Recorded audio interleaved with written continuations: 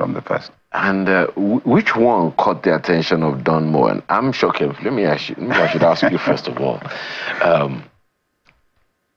Were you expecting a Don Moen to just say, "Come on, boy, I like you. Come work for me"? Or was there a competition? Or what exactly was it? How did it start? If anybody in the world told me that would happen, I'd say it's a lie. You know, how it started is, number one is that Don Moen, you know, when I was in Enugu, I was hawking for my mom. I was selling, you know, as a young boy. I usually would stop by everywhere they are playing Don Moen's music. You know, people who sell video CDs by the roadside. I usually would stop for hours to watch him until they are done playing, then I move. So he's someone that I've watched for years on TV everywhere. You know, so fast forward, you know, I came to Lagos, there's The Experience, and they had a press conference for The Experience. So I saw him there. And he was talking to someone I didn't know, you know. Pastor Paul, who is the convener of The Experience, had already spoken to him about me. I didn't know. So I was just, I saw him. I said to someone, please, I need to take a picture with him. I gave the guy my phone, said, please, I'm going to approach him. So I don't know if he will say yes or no. So when I get close, just be snapping. You know? So even, which year was this? This was 2016 or 18 or thereabouts. Okay. You know, so I went to him and I said, sir, please, can I get a picture? By the time, you know, the guy had already taken like 40 pictures. And then he said, no problem. He was still talking. When he was done talking to the person, and then he looked at me and said, Frank? I'm like, excuse me, did he just call my name? You know? I said, yes, you're the guy. You're the guy. Pastor Paul talked about, guess what? I have all your songs on my phone. I'm like, what's going on here? And then he brought his phone. I started scrolling. He showed me. He said, I love this one. Mama, mama. And he started singing it. Yeah. See, at that time, I lost it. I lost it completely. All I came to do was take a picture and just, you know, scream my life out. But here he's calling my name, telling me he has my songs on his phone. And there and then he said to me, we must do something together. Wow. That was how it started. I didn't love it for it. I didn't know it was going to happen. I was never expecting it. You know, if anybody told me it was going to happen, I would say, not possible. It's just God's grace. And how has it been? What role does that kind of thing... Okay, because, I mean, you said someone's told him about you. Yeah. But then I'm almost certain from what you just said now, Pastor Paul couldn't have just given him the songs. No. That time. So that means he must have had the songs before himself, right? Yeah.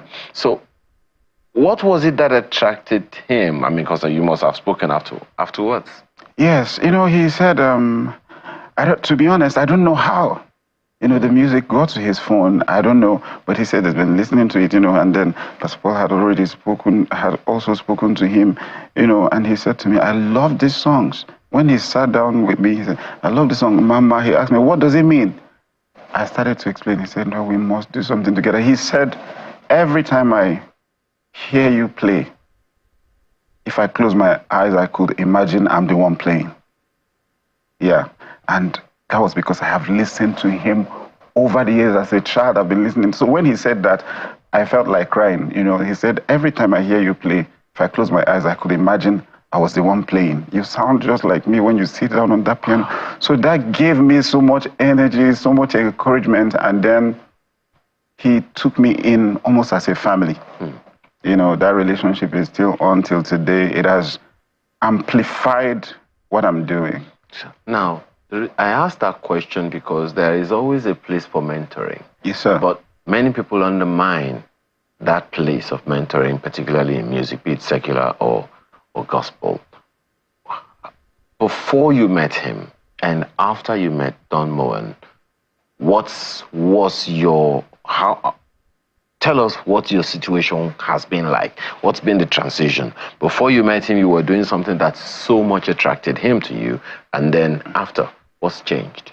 Now, before I met him, you know, I was doing my own thing, you know. I have recorded some songs, you know, people know me in my church, you know, I minister in my church programs, you know, and, you know, and... But you can sound humble all you like because Don Moen had your songs on his phone. So you can sound humble all you like. You know, that, you know, had happened, you know, but before I met him, you know, I was just doing what I thought was right, music-wise, recording and singing. But after I met him, we had series of mentorship meetings, some of them not planned. Sometimes he just sits me down, and sometimes I ask him some questions. And I discovered that 80% of what I thought I knew, I didn't know. Like 80% of what I thought I knew about both music distribution, composition, songwriting, performing, and ministering. I thought, when he'll be speaking to me, I thought I knew this thing. I thought there was the right way to do it. So I've been doing this thing wrong all along, Like sometime I asked him, we were writing a song together. And I said, okay, let's say, everybody lift up your hand. And he said, why would you force anybody to lift up their hand? He said, that sounds like manipulation. When you minister to people, the Spirit of God will lead them in their heart to either lift up their hand or to lay on the floor or to whatever the Spirit ministers to. But don't be the one to tell them, because that's like you're trying to force them to do it. I'm like, oh, I've said that all my life. Even on stage, I thought it was okay.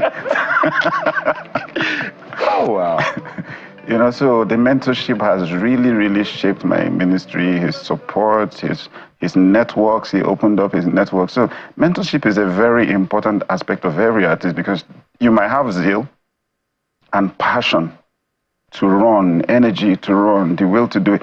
But if you're not mentored by someone who have walked the road you're planning to walk, you're not going to know where the problems are. You might end up learning by your mistakes instead of learning from the experience of your mentors.